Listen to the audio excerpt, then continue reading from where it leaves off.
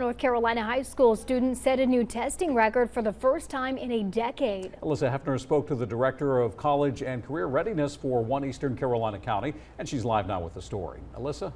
Courtney, Dave, not only did more high schoolers across the state take AP exams for the 2023-2024 school year, but they also exceeded the national average scores.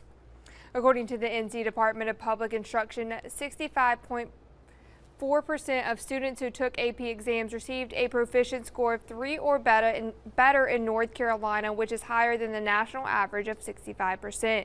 These scores are also up from North Carolina's 59% in the 2022-2023 school year, marking the highest average score for students in the past 10 years.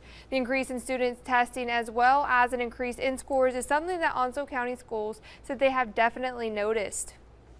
Last year we had 94 more kids tested. So again, we're talking about increasing access, right? So 94 more kids were tested last year than the previous year, and that year it was up from the year before that. We saw more exams taken, and overall across the district we saw an 11% increase in qualifying scores. Elder also mentioned that these AP classes and exams are important to students knowing they can earn transferable college credits. And now I also spoke with the Pamlico County school system, and I was told they had 59% more of students take the AP exams than last year, with a 7% increase in proficiency. Dave? All right, thanks, Alyssa. And according to the NCDPI, more than 155,000 AP exams were administered to students last school year, which is the highest number in a decade.